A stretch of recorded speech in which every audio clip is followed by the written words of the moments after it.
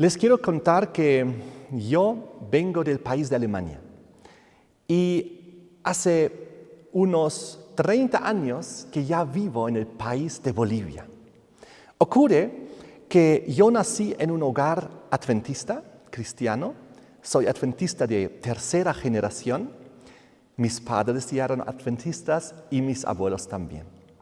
Y yo desde niño me gustaba ir a la iglesia, acostumbraba ir porque pues mis padres me llevaban cada sábado a la iglesia. Así que fue por costumbre, pero ahí estaba feliz, escuchaba los temas, pero aunque yo entendía en mi mente, aún no había tomado la decisión de mi conversión personal. Esto iba a ocurrir muchos años después. Ocurre que en aquella época, cuando estaba terminando el colegio en Alemania, teníamos una familia de amigos adventistas que nos visitaron en nuestra casa. Ellos eran de Argentina y el hombre era médico. Y él me contaba que yo también podría ser médico. Y yo anhelaba ser médico. Y él me decía, tú puedes estudiar en Argentina, en la Universidad Adventista. Esto me emocionó mucho y hablé con mis padres, me dieron permiso y me inscribí en la Universidad Adventista en Argentina. Conseguí mi visa, pero antes de viajar tuvimos otra familia de amigos adventistas en nuestra casa en Alemania. Era la familia Barrios. Y ahí había 5 jóvenes que eran nuestros amigos y 2 de ellos tenían más o menos mi edad. Y yo les conté de mi plan de ir a Argentina a estudiar. Primeramente salir cuarto medio, bachillerato, y luego estudiar medicina. Entonces 2 de ellos se animaron para ir conmigo. Pero ellos dijeron, ¿pero por qué no vamos a Bolivia? Bolivia también es un país hermoso en Sudamérica, también tiene una universidad adventista, también puedes estudiar ahí, además tenemos familia ahí, es un país muy hermoso. Y a mí me daba igual Argentina, Bolivia, importante era venir a Sudamérica, también para aprender bien el español y también para esta hermosa visión de poder estudiar medicina. Así que nos vinimos los 3 el año 1993 a Bolivia. Y entonces fuimos inscritos en el internado de la Universidad Adventista allá en Vinto, en Cochabamba. Y ahí estuvimos 1 año. Y mis padres pensaban, qué bueno que lo enviemos allá, porque ahí Dios seguramente tiene un plan para convertir a nuestro hijo Enrique. Porque yo en Alemania, aunque acostumbraba ir a la iglesia, todavía no había dado el paso de la conversión. Era como los jóvenes son, un poco travieso y con muchas amistades. Y entonces ocurre que en la universidad tuve 3 experiencias claves durante ese año de 1993. La primera experiencia que tuve, que era importante para mi conversión, era porque mi padre me había regalado una Biblia. Era una Biblia grande, hermosa, que tenía al fondo unos mapas. Y a mí me encantan los mapas, y yo tenía 16 años en esa época. Y yo un día estaba en mi cuarto, en el internado, y agarré la Biblia que mi padre me había regalado y miré los mapas. Y en los mapas yo vi un mapa de la última fase de la vida de Jesús, cuando Él fue llevado a la crucifixión. Y ese mapa me impresionó mucho, porque ahí se veía el lugar de Getsemaní, se veía el lugar de Poncio Pilato, de Herodes, los palacios, se veía los caminos por donde recorría Jesús y donde los soldados lo llevaron, se veía hasta el Calvario. Y yo veí este mapa y de repente algo pasó dentro de mí, algo me impactó, algo llegó a mi corazón y fue el Espíritu Santo, porque yo viendo ese recorrido en el mapa, me imaginaba cómo Jesús caminaba ahí, me imaginaba cómo Jesús fue llevado preso por los soldados y los líderes religiosos, cómo lo llevaron injustamente a Herodes, a Poncio Pilato, a Herodes y finalmente también al Calvario. Eso me impactó mucho y comencé a derramar lágrimas. Y creo que esto fue un paso importante en mi conversión personal, porque yo me di cuenta, eso hizo Jesús por mí. Jesús caminó esas calles por mí. De repente todo se volvió muy real para mí. Y la segunda interesante experiencia fue, yo ya había cumplido 17 años y eran las vacaciones. Y queríamos ir con un amigo a conocer los Yungas de La Paz. Entonces hicimos eso. Comenzaron las vacaciones, mi amigo, que era un estudiante de teología, y yo fuimos a los Yungas de La Paz por el famoso camino de la muerte, porque él me contó de un señor ancianito que él conocía y que él soñaba con una mina de oro. Y a mí me llamaba mucho esto la atención. Así que fuimos, llegamos, salimos del camión porque habíamos viajado al fondo de un camión y comenzamos a caminar hacia la casa del ancianito. Llegando ahí, era la tarde y nos animamos a recorrer todavía por los senderos de la selva. Yo, primera vez en mi vida, había ido a la selva y me llamó mucho la atención. Y comenzamos a caminar por la selva y vimos que ya quería entrar el sol, se iba a oscurecer y dijimos, vamos al volver. Porque cuando en la selva se oscurece, se vuelve muy oscuro, muy negro y entonces se vuelve peligroso. Peor para alguien que no conoce la selva, no tiene experiencia con todos los animales y todos los bichos que puede haber. Así que dijimos, volvemos. Y comenzamos a caminar por el sendero para retornar a la casita del ancianito. Pero llegamos a un cruce y había 4 caminos. El del cual veníamos, uno recto, uno derecha, uno izquierda. Dijimos, ¿cuál será el camino correcto? Y dijimos, ok, tenemos que tomar una decisión, vamos por el camino izquierdo. Comenzamos a caminar y caminamos como unos 15 minutos rápidamente. Cuando volvimos al mismo cruce, habíamos dado una grande vuelta y pensábamos, esto es muy extraño y comenzamos a reír. Pensábamos, esto solo ocurre en las películas y nos había ocurrido a nosotros. El sol ya estaba por entrar, ya se estaba oscureciendo. Dijimos, tenemos que apresurarnos. ¿Por dónde vamos? ¿Hacia arriba, hacia abajo? Ok, mejor vayamos hacia abajo y corramos rápido. Comenzamos a correr rápido por la senda.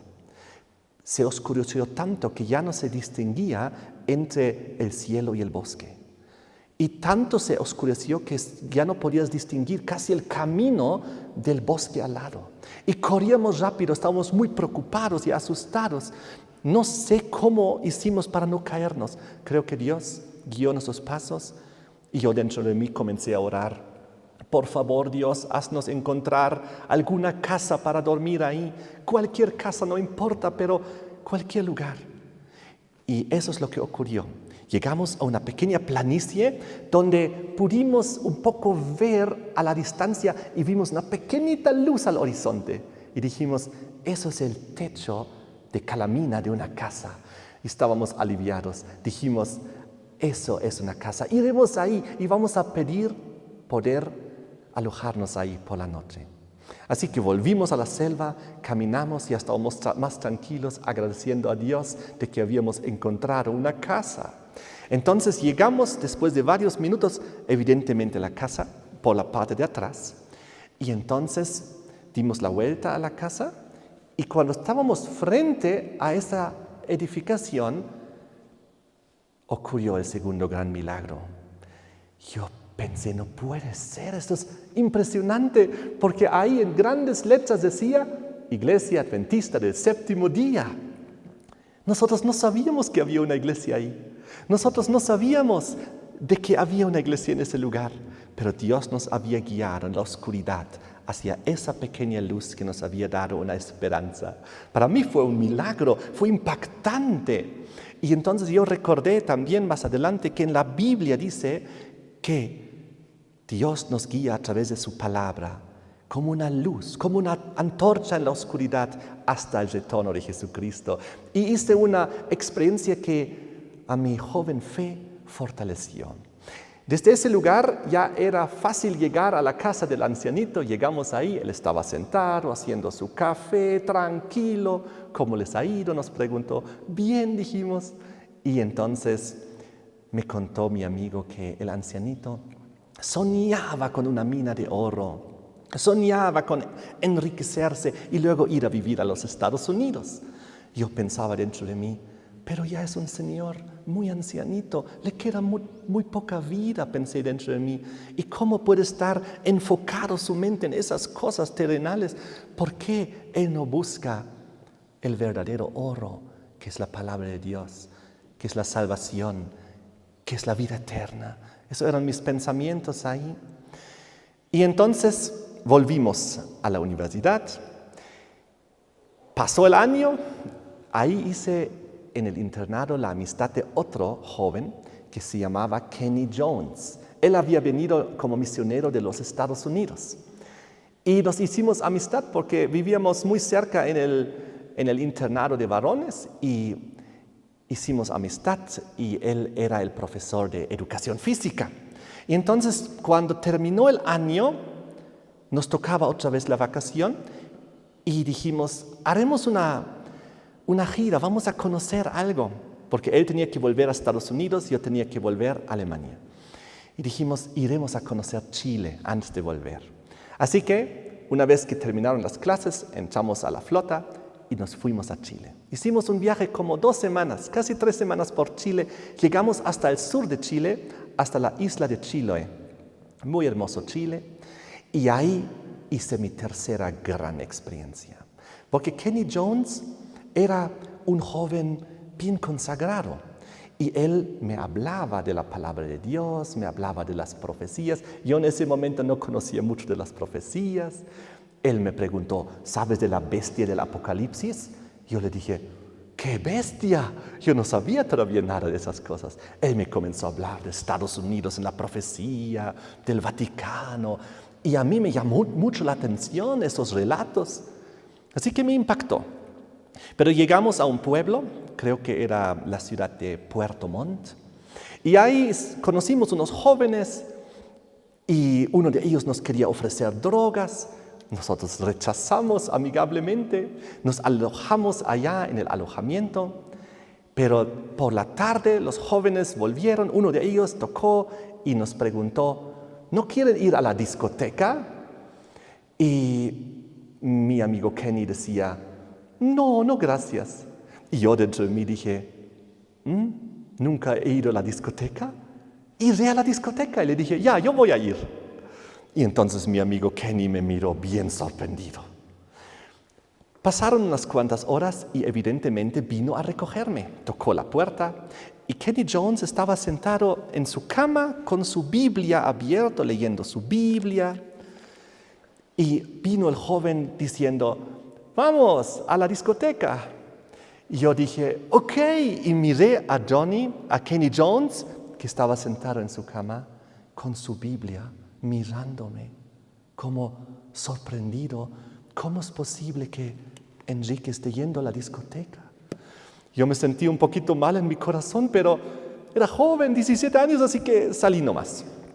Fuimos a la discoteca, primera vez en mi vida, primera experiencia, y de paso se ha dicho última experiencia, porque no me gustó. Llegamos al lugar, había una bulla terrible, la música tan fuerte. Yo me sentía tan incómodo, como un bicho extraño en ese lugar. Había unos cuantos bailando por ahí, yo no sabía qué hacer, no sabía bailar tampoco, nunca había bailado, estaba parado ahí, pensando qué voy a hacer ahora. Intenté hablar con alguna persona, no podíamos comunicarnos, había que gritar a la oreja. Dije, no, esto no es mi mundo, esto no me gusta, no me llena. Así que cuando volvimos y el joven me dejó otra vez en el alojamiento, yo estaba feliz. Llegué, Kenny Jones estaba durmiendo, yo también me eché a dormir. Al día siguiente me pregunta, ¿y cómo te fue en la discoteca? Y yo dije, muy bien, dije, porque era muy vergonzoso contarle de que me fue muy mal. Entonces así fue, seguimos nuestro camino y tuvimos ya que volver a Santiago de Chile porque desde ahí iba a partir nuestro avión. Él iba a ir a Estados Unidos, yo a Alemania. Y ahí ocurrió algo muy interesante que no había experimentado nunca antes, porque cuando nos despedimos, yo tuve lágrimas en mis ojos. Realmente sentí de que este joven me había dado mucho en mi vida. Me había llegado a mi corazón con el Evangelio. Había sido un testimonio real. Y entonces yo me despedí. Y saben, cuando yo un año antes había venido de Alemania a Bolivia y me despedí de mis padres y de mis hermanos, no había derramado ninguna lágrima. Estaba yo feliz de la nueva experiencia, de la aventura, de Sudamérica. Pero cuando me despedí de Kenny Jones tuve esa experiencia porque este joven había logrado algo a través del Espíritu Santo de tocar mi corazón con la semilla del Evangelio. Así que yo volví y cuando mis padres me recogieron allá en el aeropuerto de Frankfurt, yo estaba irradiando y hablando del Evangelio. Todas las varias horas que fuimos a la casa en el coche, yo les hablaba, Jesús viene pronto, tenemos que prepararnos, las profecías se cumplen, hay que evangelizar el mundo. Y mis padres y mis hermanos me miraban, no lo podían creer porque yo no había sido así. Y entonces ellos pensaron, wow, valió la pena enviarlo a la Universidad Adventista. Realmente ese lugar trajo esta transformación. Y ahí les tuve que contar a mis padres y a mis hermanos, no fue la Universidad Adventista, aunque lleno de pastores, aunque llenos de estudiantes de teología, fue un joven, Kenny Jones. Porque más bien en la universidad, durante ese año que estuve ahí, tuve más bien varias experiencias no tan gratas con algunos líderes religiosos. Así que fue un joven misionero que pudo alcanzar mi corazón. ¡Qué maravilla! Entonces pasó el tiempo, yo estaba un año en Alemania pensando, ¿qué voy a hacer ahora con mi vida? ¿Voy a volver a Bolivia a estudiar medicina? ¿O voy a ir a Argentina a estudiar? ¿O a México a la Universidad Adventista? ¿O quizás vaya a trabajar a Estados Unidos o a España? ¿O quedarme en Alemania a trabajar? Tenían varias opciones en mi mente. No sabía cuál iba a ser la mejor. Así que yo oré a Dios. Y durante un año oré a Dios y le presenté las 7 opciones y proactivamente intenté ir por las 7 opciones. Escribí cartas, me comuniqué, intenté, pero las puertas se fueron cerrando, porque yo también oré a Dios. Dios, ábreme la puerta donde debo ir y ciérrame las puertas donde no debo ir.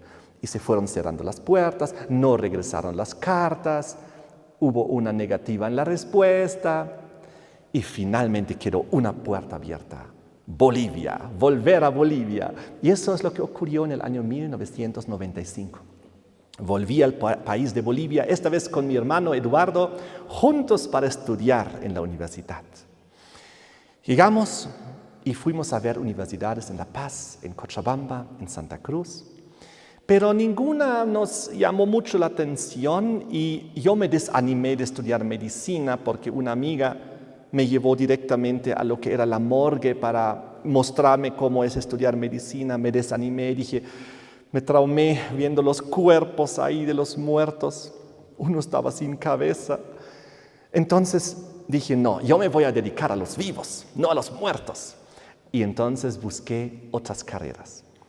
Llegamos con mi hermano a una universidad en Cochabamba, la Universidad Central. Y vimos una carrera que nos llamó mucho la atención, televisión y video, producción audiovisual. Así que dijimos, vamos a hablar con el director de carrera y si él permite que nosotros podamos estudiar guardando el sábado, sin clases ni exámenes en sábado, entonces sabremos que es la señal de Dios. Así que hablamos con el director de carrera, le dijimos, somos adventistas, y él dijo, está bien, no hay problema, tienen el sábado libre. Y nosotros felices, confirmación de Dios.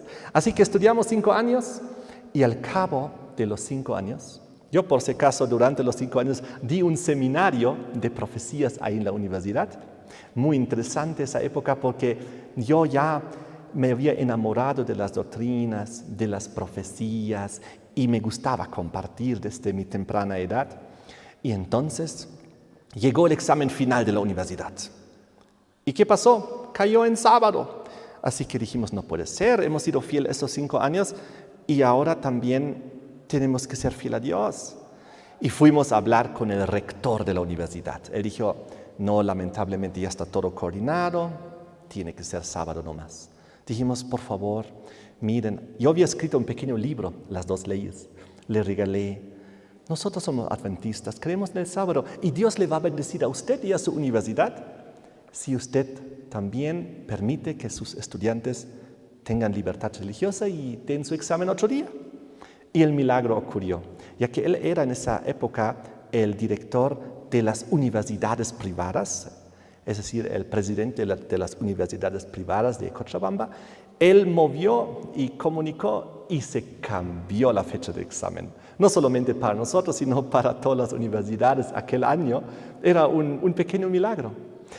Entonces, en aquel entonces yo ya tenía ese espíritu misionero, me gustaba dar estudios bíblicos, predicar. Y yo giraba y rotaba por las diferentes iglesias adventistas de Cochabamba, donde me invitaron a predicar, a dar sermón, tema a los jóvenes. Era muy activo. Y de esta manera, con mi hermano en aquella época, alrededor del año 1998, 99, 2000, teníamos cabello largo, éramos jóvenes cristianos, pero también nos gustaba así la música cristiana rockera. Entonces, en esa época todavía no conocíamos muchos principios de la sana música y de que algunos elementos como la batería y sobre todo ciertos ritmos no deben entrar en la música cristiana, en la música espiritual, en la música sacra, dentro del contexto de la adoración en la iglesia para Dios. No sabíamos en aquel entonces todavía eso. Más adelante íbamos a aprender. Y así nosotros teníamos nuestro grupo. Tocábamos nuestras canciones en inglés, canciones cristianas, pero ahí con nuestra guitarra eléctrica, con el bajo, con la batería. Y entonces hubo un día donde nos invitaron a tocar en un pequeño concierto. Y era un concierto en un colegio de Cochabamba, colegio Maryland se llamaba, y había varios grupos invitados. Nosotros éramos el primero en tocar. Y cuando vimos el afiche, vimos, ay no, parece que estos grupos son muy oscuros, son grupos parece muy pesados del heavy metal y del thrash y cosas así. Ok, iremos a tocar y nos vamos rápido. Así fue nuestro plan. Llegamos al lugar y había muchos jóvenes, todos vestidos de negro, con cruces invertidas. Dijimos, ay no, ¿dónde nos hemos metido? Era básicamente, había muchos también jóvenes satanistas. Así que nosotros fuimos adelante, tocamos esas canciones cristianas, ya que estaban en inglés, creo que muchos quizás no lo pudieron entender en ese momento y nos fuimos. Más adelante, muy curiosamente, un amigo nuestro de Quillacollo nos habla recientemente, casi 25 años después de ese evento, y nos dice, ¿saben dónde les vi por primera vez a ustedes? En ese concierto. Yo era uno de los jóvenes que estaba sentado ahí. Yo estaba perdido en el mundo. Yo estaba en los jóvenes, el alcohol, todas esas cosas. Pero más adelante me convertí también al Señor.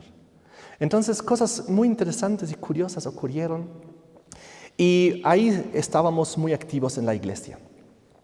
Yo estaba muy activo en la iglesia central de Cochabamba en aquella época. Durante 4 años asistimos ahí y pues llegué a ser también, pude dirigir una escuela sabática también para los extranjeros y era una experiencia muy hermosa ahí pudiendo compartir la palabra de Dios. Con mi hermano también tocábamos mucho música, muchas alabanzas, contábamos en las iglesias, compartíamos y era también profesor de escuela sabática ahí en la iglesia central. Y un día en la iglesia central de Cochabamba hubo un plan, un genial plan, se llamaba el Plan Jericó. Y el Plan Jericó consistía en fundar una nueva iglesia adventista en la zona de Calacala de Cochabamba, una zona residencial, una zona de un estatus económico un poco más elevado y no había iglesia adventista en ese lugar. Así que el plan era, hay que hacer una estrategia para ganar almas en ese lugar y establecer una iglesia adventista en ese lugar. ¿Quién quiere participar? Es la pregunta. Yo obviamente ahí estaba también queriendo participar y los ancianos de la iglesia en el plan Jericó dieron a cada misionero voluntario una cuadra de Calacala. A mí me tocaba justamente la cuadra de la Recoleta, donde están los restaurantes. Así que yo cada sábado fui con mis estudios bíblicos. Era una encuesta, se pasaba de casa en casa preguntando a las personas algunas preguntas bíblicas y si tenían interés de estudiar la Biblia. Y las personas con interés se les anotaba y se les daba cada semana su nuevo estudio bíblico y se recogía el anterior. Era un hermoso plan Jericó, porque tal como en la historia de la Biblia se daba vueltas a las cuadras. Entonces, después de muchas semanas, ya se estaban formando los primeros interesados, los primeros seres y vecinos de la zona que aceptaron estudiar la Biblia, que querían ir a la iglesia. Y se fundó la iglesia de Calacala. Y ocurrió que se fundó y ya que no había lugar, se decidió hacerlo en el edificio de la Unión Adventista, allá en Cochabamba, y en la parte de abajo, porque en esa época aún no estaban las oficinas ahí. Y ahí funcionaba la iglesia de Calacala inicialmente, durante unos cuantos meses, hasta que en algún momento se necesitó ese espacio ya para hacer las oficinas administrativas de la iglesia adventista y se procedió a buscar un lugar. Se encontró un lugar por el Parque Lincoln. Y ahí iba a estar la iglesia de Calacala durante muchos años, casi 2 décadas. En aquel entonces ocurrió algo curioso en la historia de la iglesia adventista en Cochabamba, porque llegó del exterior un orador, un pastor adventista, y él rotaba por diferentes lugares dando sus charlas y sus conferencias. Y también llegó a Cochabamba. Y entonces en Cochabamba él tuvo organizado un pequeño coliseo donde iba a dar temas de mucho impacto profético, temas muy actuales, temas que mayormente muchas veces no se tocan en la iglesia. Temas de reforma pro salud, temas de salida al campo, temas muy impactantes, novedosos para aquel entonces. Y muchos hermanos de las diferentes iglesias de Cochabamba fueron para escuchar esos temas. Pero ocurrió que la iglesia organizada no estaba de acuerdo de que los hermanos vayan a escuchar esos temas. Y pusieron en las iglesias una prohibición diciendo, no vayan a escuchar esos temas, no vayan a escuchar a ese orador, no vayan a escuchar, les prohibimos ir. Pero aún así, y quizás todavía por la curiosidad, aún más hermanos fueron muchos hermanos de diferentes iglesias de Cochabamba para escuchar. Y entonces la iglesia organizada no estaba feliz con ese hecho de que muchos hermanos iban y enviaron a algunos hermanos para tomar listas, para anotar en una hoja quién estaba yendo a ese evento. Y anotaban sus nombres, sus iglesias y sus nombres, y luego para ver quiénes son los que van y que están desobedeciendo esta orden directa de parte de la iglesia. Entonces estos hermanos comenzaron a tener problemas en sus iglesias. Algunos tenían cargos en la iglesia, como diáconos o ancianos, o directores de escuela sabática, o otros cargos. Y progresivamente se les fue restringiendo el cumplimiento de su labor en la iglesia. Y las cosas fueron progresivamente empeorando de tal manera de que se llegó a la decisión de que habría que desfraternizar a los hermanos que asistieron a esas conferencias y que no habían hecho caso a la orden de los pastores. Eso fue alrededor del año 1999, 2000. Yo estaba en la iglesia central y una vez por curiosidad también había ido a esa charla, pero sinceramente no me gustó mucho la forma de cómo el orador presentaba su tema, y decidí no volver a ir porque sentí que algo en su espíritu era muy duro, muy fuerte, y eso no me gustaba.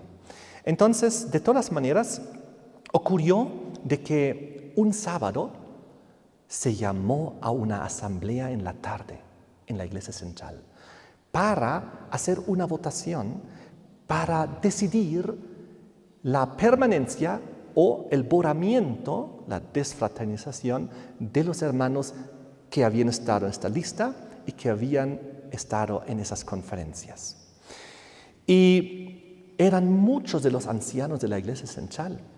Creo que eran alrededor de 10 de los ancianos de la iglesia central, de los 12 que hubo, que estaban también en esa lista. Y en aquel entonces no los conocía muy bien, solo les veía de pasar a los sábados, un saludo. Pero, ¿qué pasó? En la tarde, después de que entró el sol, comenzó este importante evento. Y yo me quedé como espectador, quería saber qué está ocurriendo aquí. Me llamó mucho la atención. Yo nunca había experimentado algo parecido, así que me quedé y miré. Y entonces uno tras otro los hermanos fueron llamados para que ellos puedan ir adelante, como para dar una pequeña discurso defendiendo su causa, digámoslo así. Y cada uno expresaba más o menos el mismo sentir, que era: nosotros amamos la iglesia adventista, nosotros somos miembros y nosotros no queremos ser borrados. Nosotros hemos aprendido pero cosas nuevas que desconocíamos antes, como por ejemplo la reforma de la vestimenta, reforma pro salud, profundidad profética. Hemos recibido como un despertar religioso, un despertar espiritual, y también nos interesa temas como la salida al campo. Entonces uno por uno fue adelante testificando, y yo estaba ahí sentado, escuchaba todo, pero también el pastor esa noche dijo 2 veces, nunca me voy a olvidar: lo que se decida esta noche es la voluntad de Dios. Lo que se decida esta noche es la voluntad de Dios.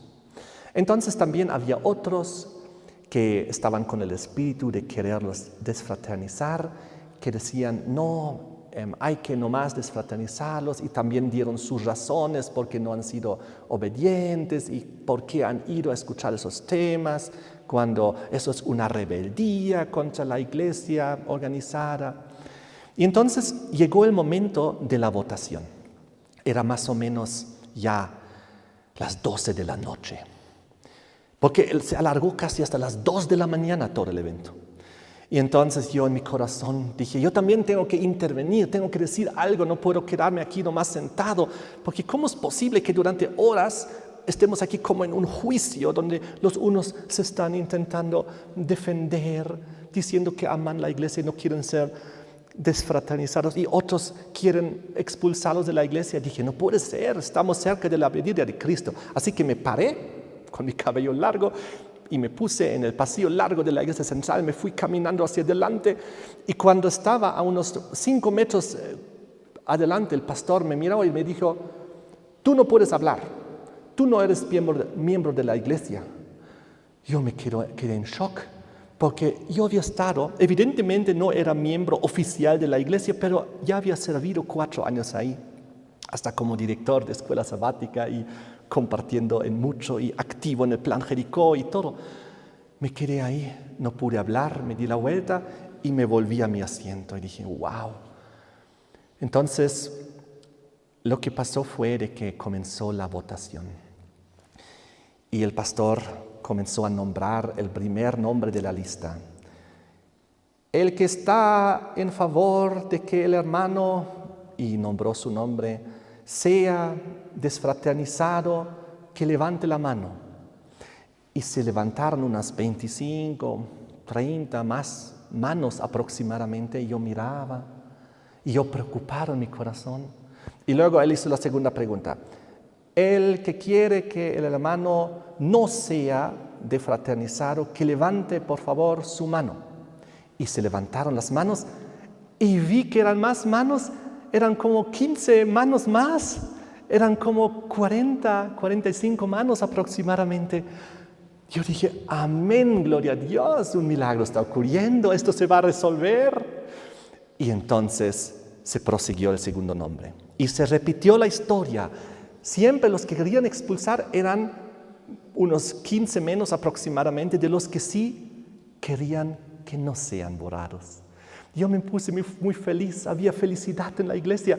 Y cuando yo miraba los rostros de aquellos que votaban para la expulsión, me asusté, porque vi en sus caras una dureza, una frialdad, como si ellos no pudiesen cumplir con su objetivo de expulsar a estos hermanos. Y vi esa dureza en los rostros, pero luego vi la felicidad y alegría del conjunto de la membresía de que se estaba resolviendo el caso. Y así, una vez que terminó toda la lista, ni uno fue expulsado y todos comenzaron a llorar, a abrazarse, a agradecer a Dios, a forjar planes. Ahora podemos trabajar juntos, para juntos lo que hemos aprendido también compartir de la Reforma Pro Salud, tantos temas hermosos.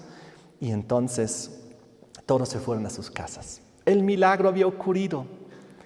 Una semana después, los hermanos que habían estado en la lista, casi todos ellos eran muy activos en el proyecto Jericó de Calacala y habían estado ahí en la iglesia de Calacala reunidos, donde ya también hace tiempo se celebraba cada sábado el culto. Cuando en la iglesia central ocurrió lo siguiente, después del culto se les pidió a las visitas, por favor, ir a sus casas y solo los miembros quedarse. Y curiosamente había una gran presencia de líderes religiosos, había varios pastores, había muchos jóvenes teólogos de Vinto. Y entonces se dijo, queridos hermanos, la semana pasada, el sábado pasado, hubo un error. Tenemos que repetir la votación. Y entonces hubo un pequeño murmullo y comenzó la votación. Nuevamente fueron leídos todos los nombres. ¿Quién está en favor de expulsar al hermano tal, a la hermana tal? Y se levantaron las manos también de la presencia de muchos pastores, muchos teólogos. Y quien no está de acuerdo, quien quiere que se mantengan, eran ya muy pocas manos. ¿Por qué? Había una intimidación. Había un espíritu difícil. Me acuerdo hasta hubo un hermano que se levantó, que era muy misionero, muy conocido en Cochabamba como misionero, se levantó y dijo públicamente, lo que está ocurriendo aquí no es correcto, no es bueno lo que está ocurriendo aquí. Los hermanos ni siquiera están presentes. Y él mismo también fue puesto en la lista para el borramiento, porque en ese momento se opuso también valientemente contra el abuso que se estaba cometiendo. Y entonces los hermanos que estaban felices festejando el culto allá en Calacala, en su ausencia, sin saberlo, sin haber sido notificados, fueron borrados todos, uno por uno, de los registros de la iglesia. Ellos fueron comunicados por el celular, por el teléfono. Hermanos, aquí se les está borrando. Y era una situación muy trágica, muy dramática.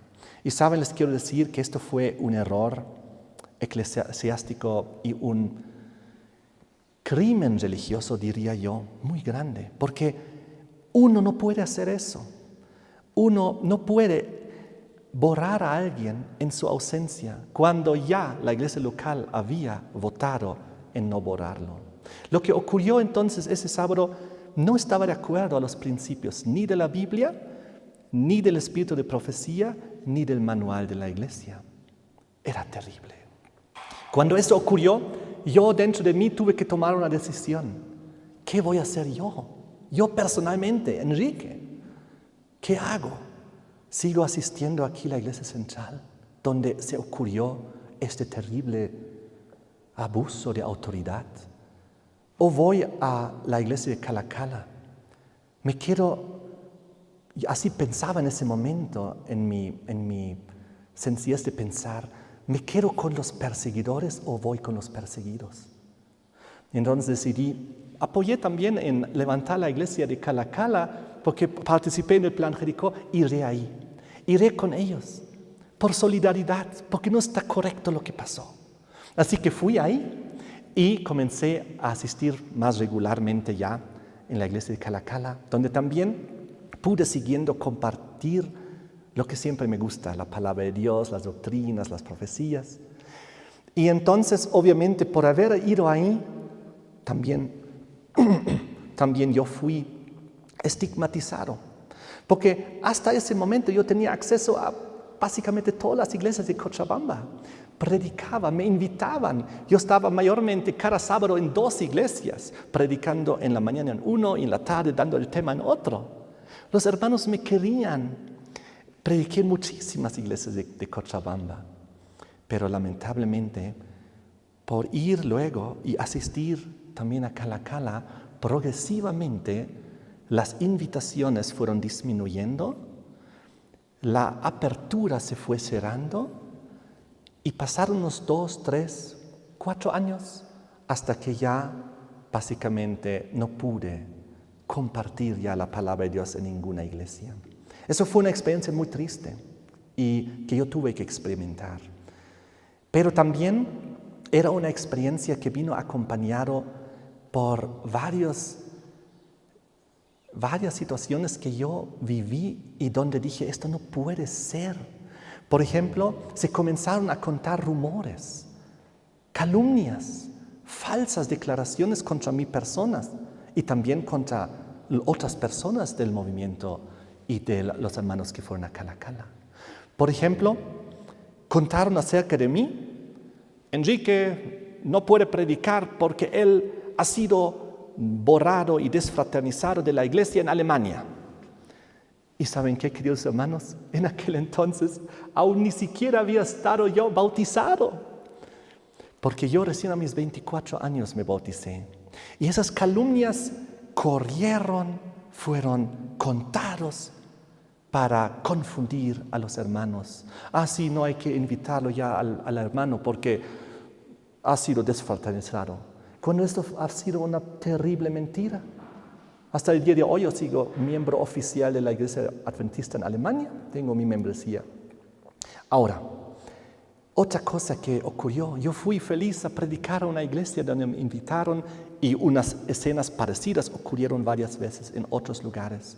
Y cuando llegué, los hermanos tanto anhelaban que yo pudiese también compartir el tema, porque me habían invitado, pero estaba ahí un pastor o un teólogo que lo impidió, que dijo, no, él no puede, sin conocerme, sin preguntarme, sin analizar.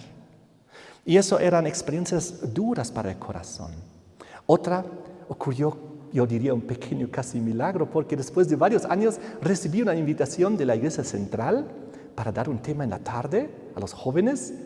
Y yo dije, amén, gloria a Dios.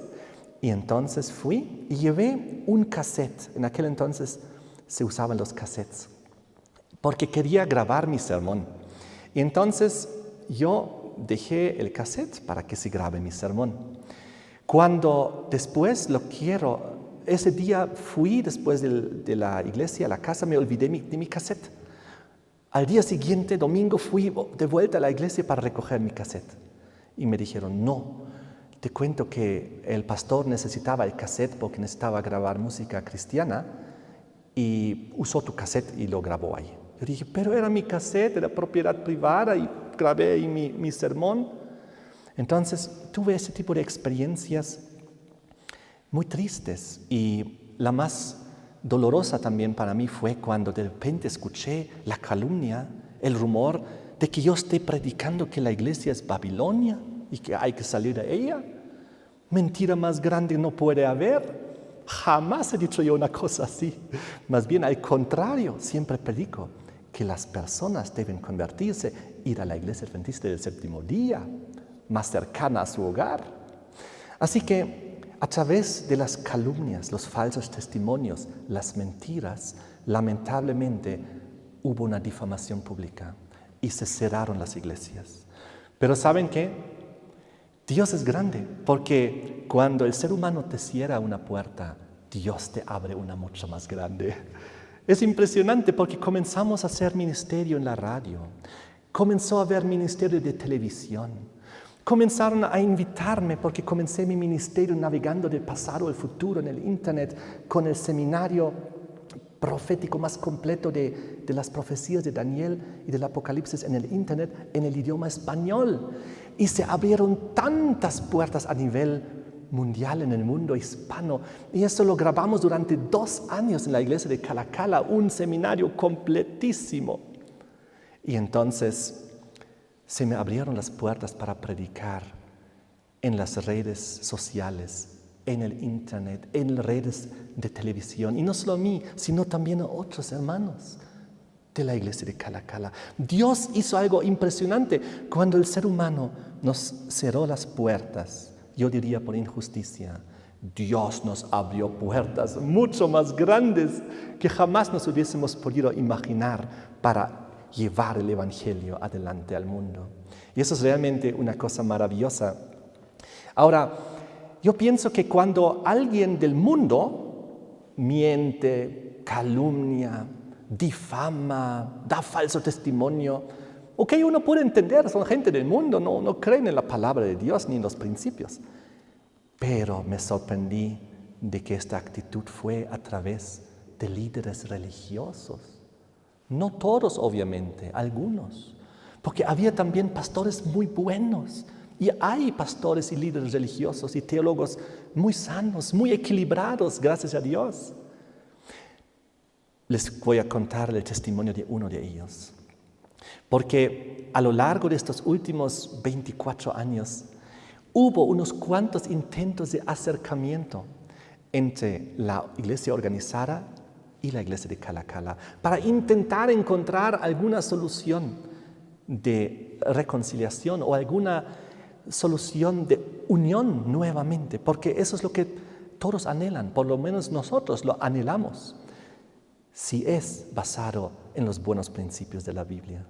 Pero siempre había un condicionamiento. El condicionamiento era, ustedes sí o sí tienen que rebautizarse. Como un condicionamiento sacado del manual de iglesia, no sacado de la Biblia ni del espíritu de profecía, sino del manual de iglesia, porque uno puede ser rebautizado si sale de la iglesia por haber cometido un crimen o estar en pecado abierto o predicar herejía. Natural tiene que ser desfraternizado. Por ejemplo, si comenzaríamos a predicar el domingo es el día del Señor y hay que dejar de guardar el sábado, por ejemplo, pues sería una justificación perfecta para un desfraternamiento. O si comenzaríamos a predicar, estábamos equivocados, la inmortalidad del alma es cierta, morimos y vamos ese ratito al cielo o al infierno. Claro que una persona tendría que ser expulsada de la iglesia por este tipo de herejías. Pero cuando hay sana doctrina, cuando no hay un alejamiento de la verdad, de las doctrinas de la iglesia, de la sana interpretación profética y de todo, más bien hay un crecimiento en el conocimiento de la palabra de Dios, del espíritu de profecía. Y ahí uno recibe esta injusticia, entonces no puede ir por el camino del rebautismo, porque sería dar la razón a los que lo expulsaron. Es imposible, no es la plataforma. Entonces, en aquel entonces, hubo un hermoso encuentro y un hermoso diálogo. Era con un pastor que se llamaba Pastor Brito, que en aquel entonces él era un líder alto dentro de la iglesia en Cochabamba, y él nos invitó a unas charlas. Y yo también fui invitado como uno de los delegados para poder intermediar, para poder buscar solución. Entonces estábamos ahí en su oficina, en las oficinas administrativas de la iglesia. Estábamos ahí y era una experiencia muy hermosa que tuvimos. Porque el pastor Brito era diferente. Él tenía una mentalidad equilibrada. Él no buscaba simplemente culpas. Él buscaba, es decir, culpa de un lado. Él buscaba de una manera equilibrada, buscando los testimonios de diferentes hermanos, viendo ambos lados de la cara de la moneda, hablando y buscando respuestas tanto de los hermanos que se mantuvieron adentro como de hermanos que fueron expulsados. Y entonces él dijo dos cosas que hicieron que nosotros realmente derramamos lágrimas esa vez en su oficina. Estábamos ahí el hermano Marcelo, Edwin, hermano Emilio, yo también. Y ahí el pastor Brito dijo lo siguiente, que nunca me voy a olvidar. Para mí fue un milagro. Él dijo, yo quiero pedir perdón por lo que la iglesia les ha hecho.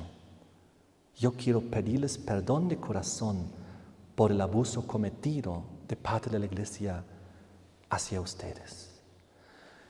Yo no lo podía creer, escuchar esas palabras después de, habían ya pasado, no sé, unos 15 años o casi 20 años desde el momento que había ocurrido el problema. Nunca nadie había expresado estas palabras, un líder de la iglesia adventista. Y él en este momento estaba también como una alta posición en el liderazgo. No me acuerdo si era presidente de la misión o de la unión, creo que de la misión. Y entonces escuchar estas palabras era un bálsamo en el corazón. Dijimos, wow, este hombre realmente está con un espíritu de reconciliación, de búsqueda de soluciones. Y entonces la segunda cosa que él nos dijo era para mí aún más impactante. Y nos hizo correr las lágrimas una segunda vez. Hablamos y él nos explicó el requisito del rebautismo. Él dice, lamentablemente no puedo evadir esta norma porque está en el manual de iglesia. Si no, podía ser diferente. Porque de nuestra parte había la opción, no podía haber simplemente profesión de fe, donde simplemente se pregunte las preguntas, ¿crees en estas doctrinas? ¿Crees en estas enseñanzas? ¿Crees en estas? Entonces, se hubiese arreglado este problema ya hace muchísimo tiempo.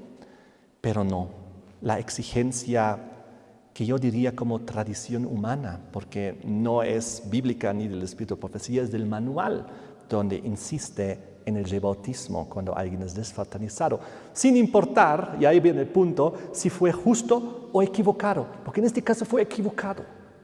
Si fuese justo, porque alguien vive en pecado y es desfraternizado, entonces sí, el rebautismo es el camino por el cual hay que ir, pero no en casos de expulsión injusta. Entonces la segunda cosa que él nos dijo, que nos llegó al corazón, fue esta. Cuando se le explicó de que el rebautismo no es la solución, no es aceptable, él dijo, ¿saben qué? Yo mismo me voy a hacer rebautizar en favor de la iglesia, por el daño que la iglesia causó, por el pecado que la iglesia causó. Yo como representante me voy a rebautizar. Y nosotros abrimos los ojos, dijimos, esto realmente es maravilloso, es un espíritu realmente cristiano, porque nosotros le habíamos también contado de que más bien aquellos que cometieron los abusos en aquel entonces, más bien ellos debían haber sido expulsados por incumplir la palabra de Dios, por cometer estos abusos religiosos. Más bien ellos deberían tener la necesidad de rebautizarse.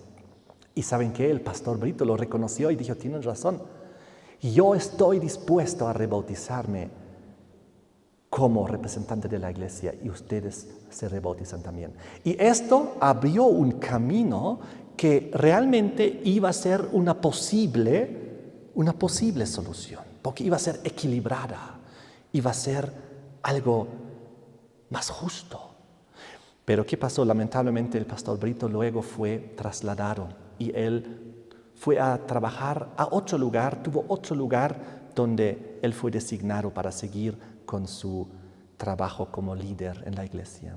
Y lamentablemente las conversaciones, las charlas no pudieron seguir adelante, no pudieron ya llegar a una conclusión. Yo pienso que si él no hubiese sido trasladado unas cuantas semanas, unos cuantos meses más, y Dios hubiese dado la solución definitiva. Pero ahora estas son cosas que todos tenemos que saber, son cosas históricas. Y lo que yo les cuento, por si acaso, es ejemplificativo de lo que ha ocurrido en muchas iglesias.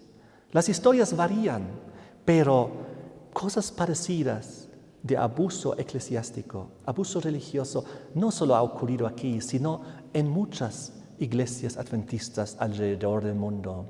Y no es un fenómeno solo actual, y no solo de la iglesia adventista.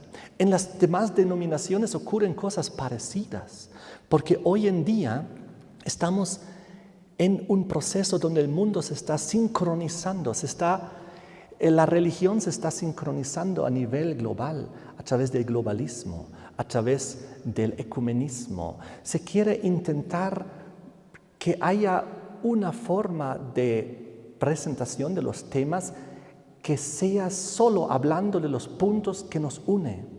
De tal manera que en el ecumenismo no se quiere que se hable de temáticas que son más profundas, donde hay más controversias, donde hay interpretaciones proféticas fuertes, historicistas, por ejemplo. Entonces hay una tendencia, no solo en la iglesia adventista, sino en todas las denominaciones, donde hay historias parecidas a las que hemos experimentado nosotros. Y no es solo de la actualidad, esto es algo histórico. A lo largo de los siglos y milenios, ese tipo de historias se han repetido muchas veces. Saben, todo este problema se pudo haber evitado simplemente siguiendo los lineamientos básicos de la palabra de Dios, de la libertad en Cristo Jesús. Primera de Tesalonicenses 5, versículo 21, dice la Biblia: escudriñad todo, retened lo bueno. En aquel entonces el error era prohibir a los hermanos a ir a escuchar algún tema de algún orador, aunque no fuese de la iglesia adventista. Porque nosotros somos libres como cristianos, como adventistas y como seres humanos de escuchar a toda la persona que nosotros deseamos escuchar. Pero siempre con el Espíritu Santo, escudriñad todo, retened lo bueno. Eso debe ser nuestro espíritu, porque podemos aprender cosas. Y si vemos, esto va de acuerdo a la Biblia, perfecto, lo puedo aceptar. Y si veo, esta parte que está hablando no está de acuerdo a la Biblia, no lo voy a aceptar. Quizás una interesante información, pero no es para integrarlo en mi fe. Lo mismo leemos en el libro de los Hechos, capítulo 17, versículo 10 y 11, donde nos habla de los bereanos y del espíritu de los bereanos, que ellos escudriñaban cada día las Escrituras para ver si estas cosas eran así. Ellos recibieron con toda solicitud diferentes oradores, predicadores, pero ellos analizaban lo que dice, concuerda con la palabra de Dios o no, para ver si las cosas eran así. Por eso dice la Biblia que eran más nobles que los cristianos de otras iglesias. Debemos tener nosotros ese espíritu, no simplemente prohibir el púlpito, peor basándose en chismes o calumnias, si no tuviéramos el problema de caer en el error de Diótrefes. ¿Escucharon hablar de Diótrefes? Les voy a leer aquí acerca de este personaje en Tercera de Juan. Vengan conmigo a Tercera de Juan, versículos 9 y 10. Eso fue hace 2000 años y miren la problemática parecida que hubo en aquel entonces. Yo he escrito a la iglesia, mas Diótrefes, que ama tener el primado entre ellos, no los recibe. Por esta causa, si yo viniere, recordaré las obras que hace hablando con palabras maliciosas contra nosotros, y no contento con estas cosas, no recibe a los hermanos y prohíbe a los que los quieren recibir y los echa de la iglesia. Así que el espíritu de Diótrefes todavía está vivo hasta el día de hoy. Han pasado 2000 años, errores históricos se repiten. Saben, Jesucristo mismo le fue prohibido el púlpito en su propia iglesia, en su propio pueblo. La Biblia nos habla del testimonio cuando Jesús sanó a un ciego de nacimiento y cuando los líderes le preguntaron, ¿quién te ha sanado? ¿En qué nombre? Y le preguntaron a sus padres. Sus padres negaron y no dijeron que fue Jesucristo de Nazaret. Y la Biblia dice allá en Juan 9, por temor a ser expulsados de la sinagoga. Entonces ellos negaron a Jesús, ellos negaron la verdad que conocían para estar bien con la iglesia, bien con el liderazgo, para no ser expulsados. Pero cuando le preguntaron los líderes directamente al hombre que había sido sanado, él dijo, fue Jesús de Nazaret. ¿Y qué pasó con él? Fue expulsado de la iglesia por decir esta verdad y por haber experimentado este milagro de parte de Dios. Así que, queridos hermanos, esas son cosas que han ocurrido, son parte de la historia. Pero yo les digo que nosotros debemos tener un espíritu muy abierto. Yo, por ejemplo, cuando estudié la Biblia, yo quería saber si lo que nosotros creemos como Iglesia Adventista del Séptimo Día es verdad.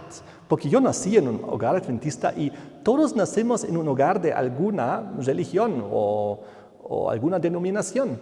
Y entonces la pregunta es si la iglesia en la cual hemos nacido enseña la sana doctrina. Así que yo estaba estudiando desde muy joven mi Biblia, las doctrinas, las profecías, las interpretaciones, todo, para ver si nuestra iglesia tiene una sana doctrina. ¿Y saben lo que descubrí en mi estudio? Que nuestra iglesia adventista del Séptimo Día tiene una sana y pura doctrina. Las enseñanzas son totalmente bíblicas, basadas profundamente en la palabra de Dios, con mucho fundamento y mucho respaldo bíblico. Y las interpretaciones proféticas que tenemos tienen todo el respaldo histórico. Realmente Dios nos ha bendecido con un mensaje, con una luz. Es por eso que nos encomendó el mensaje de los 3 ángeles para predicarlo al mundo, nuestra tarea.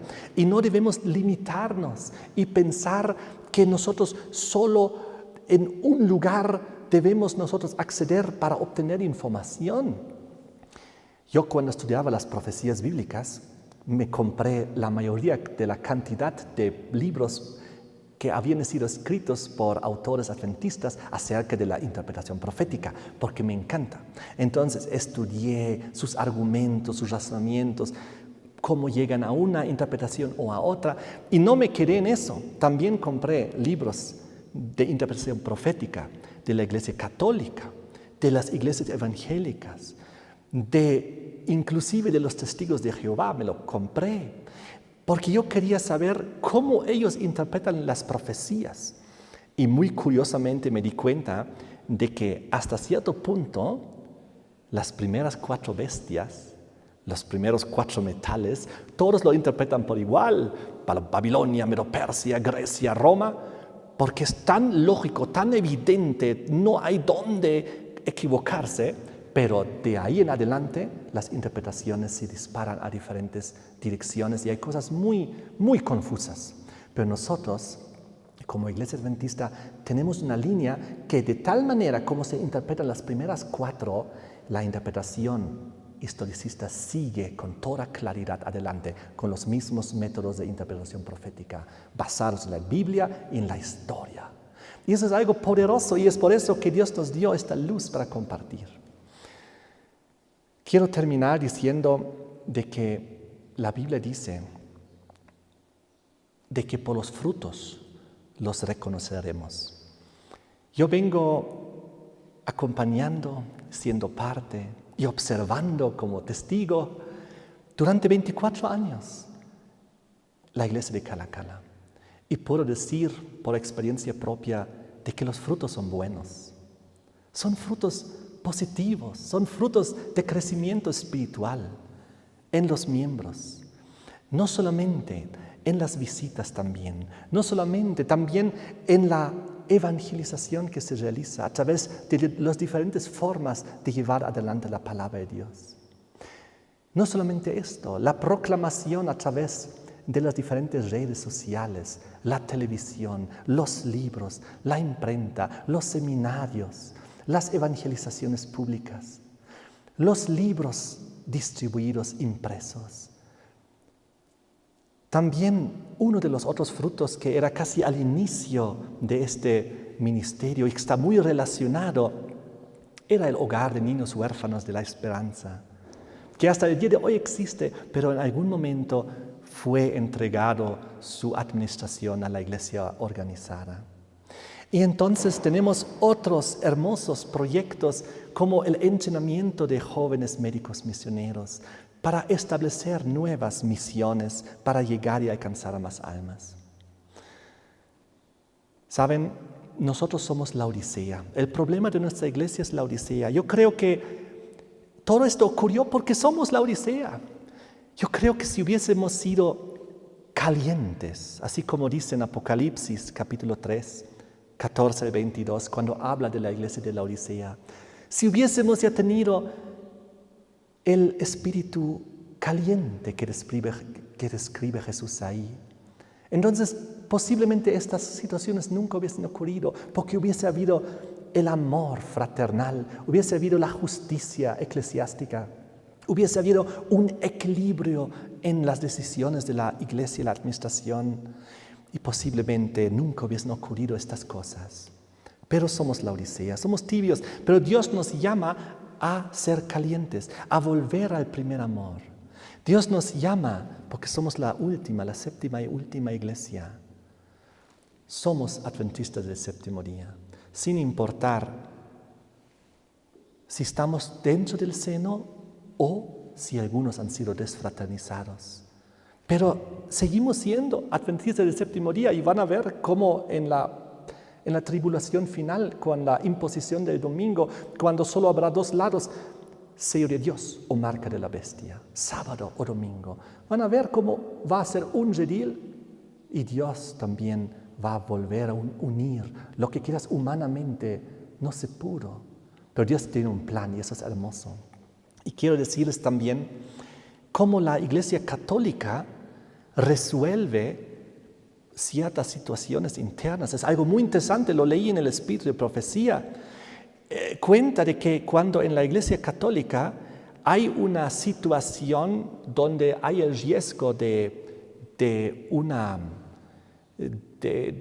una separación, por ejemplo, o de un quiebre, porque hay, por ejemplo, algún hermano católico que es muy celoso por la verdad o por su verdad que ha descubierto o por lo que él piensa lo que hay que hacer. ¿Saben lo que hace la Iglesia Católica?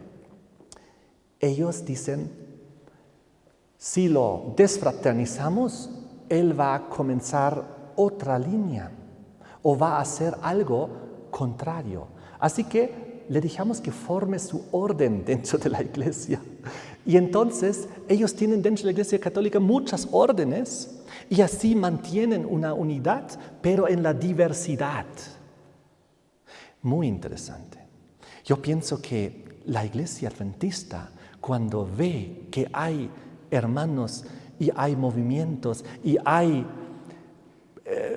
personas que quieren ser activamente parte, que quieren transmitir, que quieren compartir, lo que hay que hacer no es rechazarlos, prohibirlos, discriminarlos, borrarlos, desfraternizarlos, estigmatizarlos, calumniarlos. Lo que hay que hacer es sentarse y decir, oh, muy, muy interesante, ¿cómo podemos trabajar juntos para que tú hagas tu ministerio de apoyo a la iglesia? Para que trabajemos juntos unidos en una misma dirección. O la iglesia podría estar mucho más unida, podría prosperar mucho más rápido. Pero la historia es como es. Pero de todas maneras quiero en este momento decir que mi esperanza sigue la misma. de que Dios puede hacer milagros. Y Dios hará milagros en nuestra hermosa iglesia adventista del séptimo día, porque tenemos un mensaje y tenemos solo un Señor, y tenemos solo una visión, y tenemos solo un destino conjunto, que es la eternidad, que es el retorno de Jesucristo, que es la proclamación del Evangelio al mundo entero, el mensaje de los 3 ángeles. Y Dios va a obrar, y Dios va a hacer grandes cosas, cosas que no nos podemos ni imaginar en el futuro. Así que Dios les bendiga a todos ustedes con mi testimonio, mi historia que quería compartir del corazón. Ojalá sirva para que también muchas personas que lo puedan escuchar puedan equilibrar sus posiciones o no ser tan duros y ser más misericordiosos, o también buscar puentes de unidad. Eso es mi deseo y mi anhelo. Que Dios nos bendiga, que Dios bendiga a todos. Amén.